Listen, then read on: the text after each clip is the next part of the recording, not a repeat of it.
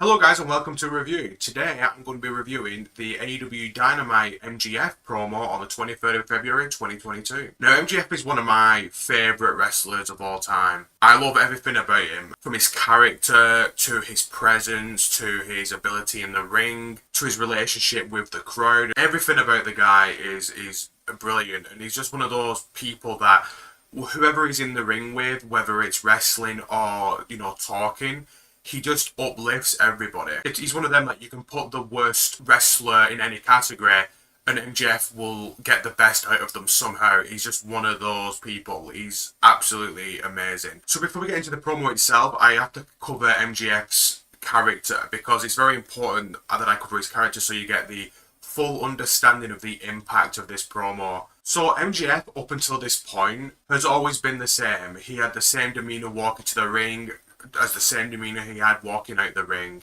He was cocky, he had a bad attitude, he would mock people, he would insult people, harass, abuse people, he would be incredibly arrogant, incredibly narcissistic. He's mocked wrestlers' dads for dying. There's been times that he's mocked people for their disabilities at meet and greets. He's thrown gum in fans' hair. The list seriously goes on and on. I'm going to be here all day if I start going on about how much of a heel this guy is, otherwise known as bad guy. And I need to mention that what I've just mentioned, all those aspects, he's been doing from the very start of his career. No matter if he was on the indies, if he was in AEW, it doesn't matter where he was, he's always remained the same. And that's just a testament to his incredibly jam-packed, stocked characterization. This guy has never ever broken character. His entire wrestling lifespan, he's been like this. And his entire life he's been like this. Sometimes I really ponder if it's actually a character at all because of just the levels of disguise it has. It's unreal. I mean, his family's been seen in AEW tapings with posters saying, "The last time my son wasn't an asshole," and it's a picture of MJF as a kid. So obviously his parents are in on it. There's a documentary made about MJF where he's supposed to be like a behind the scenes, sort of like an out of character MJF. And it's very clear as the documentary unfolds that MJF is putting on a farce, and the character that he says he isn't, he in fact is, and they're both the exact same. They align with each other. They are parallels. Also on the documentary is that like his Ivy League teachers talk about him, and they also say that he's always been, this nasty person as well, who they didn't like, wasn't really nice to talk to and all that. And that's just it. You can look absolutely anywhere in the timeline of MJF as a person or as a wrestler, and it blends into one. It's ironclad. There's no peek behind the curtain. Even in the days of social media and phones and all that type of stuff, there's nothing, and I mean absolutely well and truly nothing, that breaks the nucleus of this character down. And if nothing else, no matter what you think, it's just impressive. And it's such an ingenious thing to do on, from this documentary standpoint, where it's supposed to be behind the curtain on MGF, while also basically stating that there is no behind the curtain. The person you see on the screen is the exact same person in real life. It just further cements and solidifies the character in a very brilliant and inspired way, I'd say. And I've got to praise MGF as well for his performance, because not only is he trying to portray a character that is explaining and showcasing himself with such conviction, but he also has to do it in a way that really proves to the audience beyond reasonable doubt that MJF is trying to pull the wool over our eyes, and that obviously the character on screen is shining through. Because it's really difficult to do. I mean, it's the amount of subtlety and it's the amount of different expressions and the really difficult balancing of all the elements of acting ability and facial expression and body language and all this different type of stuff. As well, I got to praise him as well for really tackling down a subject line that could have easily exposed the character, made the character look laughable, made the subject look laughable, and honestly completely damaged the entire thing he's built up with MGF as a entity.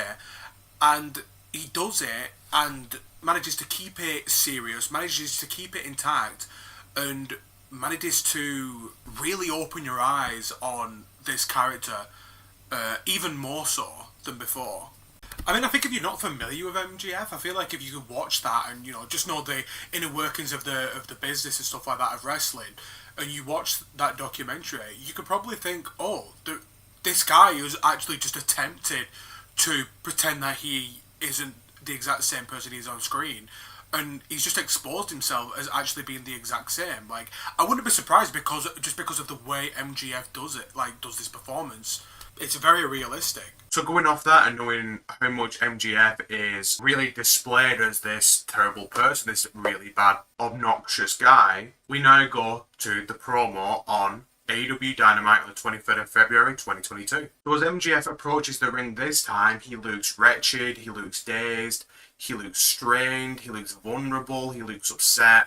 Suddenly he doesn't look like a villain anymore. This is like nothing we've seen of MGF before. This is the first time ever we've seen anything like this. Now, as he gets into the ring, the crowd are chanting CM Punk, which, by the way, I forgot to mention, he was in a feud with at the time of this promo. But, instead of yelling at the crowd, instead of insulting the crowd, MGF sort of empathizes with them and supports what the crowd are saying, and he goes that he was once them, a CM Punk fan too, just like them, and that he gets the crowd want to boo him. He isn't the easiest guy to like, but just give him a moment. He then references a promo from the previous week showing a picture of Punk and MGF in a picture together, and he quotes Punk, who was holding obviously the picture, and says, for Punk it was just another Friday, but for him it was everything. And that MGF, who people would think was raised by a silver spoon, but he claims that he wasn't, and he loves professional wrestling just like the fans. It then proceeds to bring us back to 2007, where he's an 11-year-old boy, where he finds out that he has a multitude of learning disabilities. He has a severe ADD problem, and every single day for him was hell back then. But one thing he was good at was football. He tried out for the team. He was one of the 2 Jewish kids to try out for the team, and then he was mocked and bullied and outcasted for being Jewish. And then he says, have we got Jews in the house? And then by that point, a small sea of erosion emanates from the crowd clapping for MGF. And the expression on MGF's face shows to me that he looks kind of moved by the response from the crowd, which is obviously, of course, very different from obviously how they usually respond to him and how he usually treats them. It seems like both parties seem really willing to build a bridge. He continues saying that the coach started him as a middle linebacker, and that meant everything to him. He has football scholarships coming in left and right, but he doesn't give a damn because he wants to be just like his hero CM Punk, obviously the person he's feuding with. He shrieks, I want to be a professional wrestler. The crowd once again cheers. MGF digresses, I'm studying tapes, I'm watching matches until my eyes bleed, I'm practicing promos in the mirror until my voice gets hoarse. As his voice breaks for the second time as he uses the last bit of power in his voice, the tears continue to fall. He divulges and says that on January 2014 that Punk left him when he needed him the most at the top of his lungs. When he believed in him, he left MGF and he left all of us as he points over to all the crowd. And that's when he says that he realised that if the best in the world, which is obviously Punk's nickname, couldn't do it anymore, then why could a 5'4" ADD riddled Jew boy? This was because in January of 2014, CM Punk, who was with another wrestling promotion, WWE at the time, left and, departed in a controversial way, in which he wouldn't return to wrestling for 7 years. He left WWE in 2014, but then he came back to AEW, which is the company that this feud is taking part in which he would return in August of 2021. Fast forward 6 months and you're where we are in this promo. He says because of this, he quits on his dreams of becoming a pro wrestler and buried his happiness deep inside until one day he's in his dorm room and he's on Instagram scrolling on a page called The Wrestling Classic with a picture of Punk and Daniel Bryan, also known as Bryan Danielson. And when MJF saw this, he was livid. I'm not sure why he was livid. Maybe Punk and Daniel Bryan had a feud. I got out of wrestling for a good 10 years, from like 2011 to 2022, early 2022. In fact, I got back into wrestling when this feud was happening. So I missed all of that, what happened. I don't know why that's such a big deal, but anyway, we digress. So when MJF saw this picture of Punk and Daniel Bryan, he got his bag, he packed it up, got into his car and told himself that day he made a promise to himself that he was going to become the best in the world in spite of CM Punk, quote unquote. He made a promise that whatever outcasted kid at school who was getting bullied had him to watch on their TV screens. He made a promise that he wasn't going to leave him high and dry. So from MJF talking about this, where his voice is it's quite weak, it's quite jittery because, you know, the amount of emotions he's experiencing and trying to put through, which obviously he's clearly having a hard time with because this is clearly a very traumatic time in his life. He then suddenly starts to bellow with just the last inch of the strength left in his voice. He says, "Just like you did, Punk, you gutless coward. At Revolution, which is an AEW pay-per-view, you can control me with the chain, you can whip me with the chain, you can make me bleed buckets, but I will never quit. Because if I did, I would be no better than you." And we all know that's not the case because my name is Maxwell Jacob Friedman and I am better than you. He then stops and stares intensely at the camera, tears in his eyes, red in the face, panting like a lion, ready to snap a deer's neck, and says, "And you know it," which is MGF's catchphrase. Punk then comes to the ring and asks MGF if what he said was true. Max nods and MGF then walks out the ring, walking to the ramp where seemingly mentally frazzled and physically blotched as the segment ends. There's definitely a lot to unpack in this promo, but one thing I want to talk about is just the conclusions that you can make from this promo, that you can derive from it. And that's really the novicism behind this promo. It's the fact that you can't come up with a conclusion for it as to why it's so brilliant. Because, you know, no matter what way you look at it, no matter what perspective you have, you can derive a certain meaning that fits whatever you believe. And with a really mixed up character like MGF in terms of, you know, what we believe his intentions are usually, it's very interesting to think of what those conclusions could be to this promo. I mean, we can see that a lot of the time he mentions Punk as the root of his problems whenever he can. And of course he also slams Punk for leaving the fans and leaving MGF, but he also says that because of what happened, he made a promise to himself that he wouldn't do the same thing that Punk did to the fans of MGF, to the people who watch wrestling and watch him. Now, this could obviously be used as a heel tactic to vilify Punk where possible, try and make Punk look bad and MGF look good. It could be used as a genuine character revelation where finally, after all these years, we finally have an excuse as to why MGF is the way he is. Maybe the reason why MGF is the way he is because of what happened with the experience with Punk. There was that one person that he trusted, the one person that he could rely on, and then he just disappeared and left MGF. Therefore, MJF behaves the way he does. He treats people so terribly because he doesn't want to let anybody in. He's destructive. He doesn't want to get close with anybody because he doesn't want to get hurt again. And simultaneous to that, it shows that if you go by what MJF is trying to, you know, compose, it shows that CM Punk is not a very nice person. He doesn't really care for his fans and all that type of stuff. And obviously that reflects with the actual fans in attendance, the fans watching at home as well, that they might feel the same when they've met Punk or saw Punk on TV. It sort of illustrates this picture that Punk, whenever you've seen him, has always been fake. Nothing was ever genuine. It was all an act. It was all a lie. This is to maybe damage the perception of Punk for one reason or another. And then, obviously, when you've got MJF twisting it in the sense of he's saying, Punk left us. He left all of us. I'm going to be the best in the world in spite of CM Punk, and I promise not to leave you. I mean, the other way I can see it from this particular point of view, MJF is trying to rally the fans against Punk and trying to weaken him as a way to make MJF stronger by getting into Punk's head. That classic MJF tactic, his words. Or, of course, this could just be a simple, you know, MJF taking the mask off and, you know, he's aligning himself with the fans and, you know, he's willing to make a change. He's willing to be a better person. I know that he's realised what he's done wrong. He knows what he can do to keep himself from, you know, being that person again.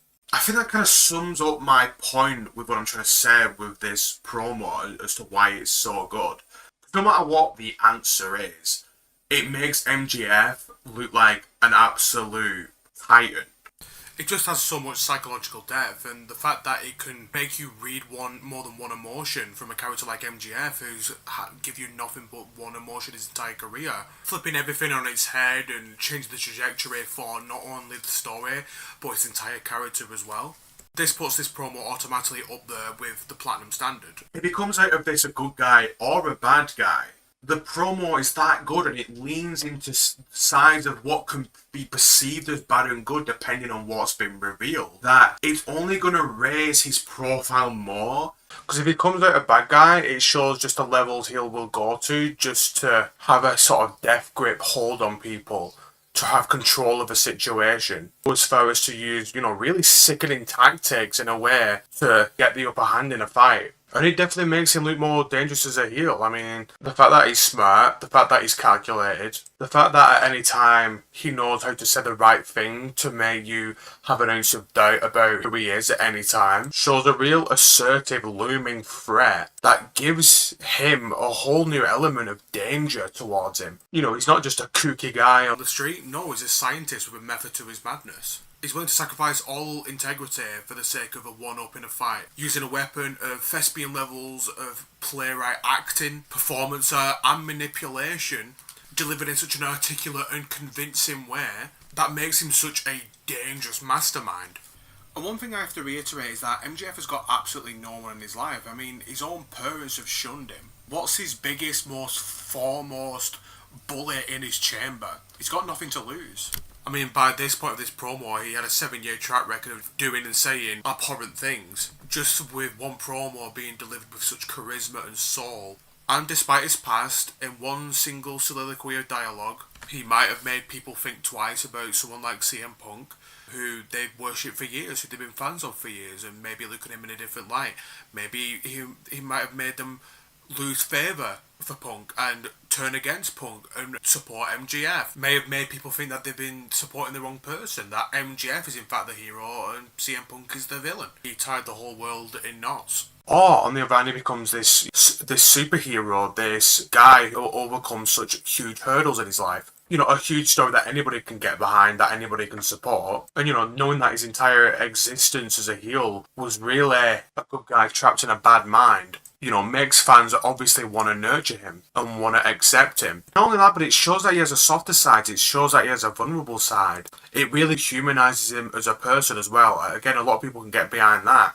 Someone who's not afraid to show their emotion, not afraid to wear their heart on the sleeve. Of course, they're obviously going to love the fact that he's doing everything he can not to be like Punk. He wants to be on the TV screens. He wants to be there for the people who don't have anybody else. He wants to be the, unlike Punk was for him. He doesn't want anybody feeling the same way he did on that day. And obviously, although he's gone about it the wrong way in terms of being obviously very negative, he just didn't know any different. He was on the defensive for so long that he couldn't stop until he just erupted right now on this promo. And again, it shows another reason why he's going to be loved. He's strong enough to overcome those demons, and he's courageous enough to share it with the fans, and people are willing to accept this lost and confused person. And although he doesn't strictly apologise for his actions, he leaves the door open for an apology in the future. I mean, there's definitely a start of a remorseful side of MJF when he's, showing awareness of the person he's created of himself. When he mentions the line, I know I'm not the easiest guy to like, but just give me a moment, when he's addressing the crowd. MJF has never said that before. He's never curved before. This time he curves. That shows that something in him has changed. Something in him has grown. There's something in him that's developed. He's becoming a better person. This could be just the start of a fuller, accountable ownership from MJF. And of course, because of what MJF was saying about bullying and describing his experience of bullying in such a real way, it's going to inspire people to want to share their stories and, be inspired by that. To put it briefly, I think it's just down to, there's the empathy of the situation of what he went through with Punk and the bullying and all that, but you've also got the fact that there's a redeemable side to MJF and there's a redeemable side to the person, and that the people would want to accept him because within the murky exterior, deep inside, there's a good heart and a good soul, and it's just trapped within all this negativity that he's been through throughout his life, but it's just waiting to burst out, and that's how they could see MJF in a good light from this promo. One thing I should mention as well is the performance by MJF himself on the mic. I mean, the little nuances in between, the switching different emotions and in his voice and his tonality and stuff like that it's really, really good, and he's so convincing, and without this performance you don't get this great promo. So I just wanted to touch and say that he deserves major credence, and obviously I can't show you now because of the copyright and stuff with with YouTube, but if you ever get the time, go and check it out, and you'll understand what I'm saying. Yeah, absolutely brilliant. Obviously, I can go on and on about loads of different versions of, of what, how you could interpret it or what my thoughts might be, but you get the point of what I'm saying. I think I've sort of said everything I wanted to say about this promo. Maybe sometime I will cover the following week's promo on AEW Dynamite, where it's revealed what MGF meant, if his intentions were good or bad. But anyway, that's it from me today. I will speak to you guys later.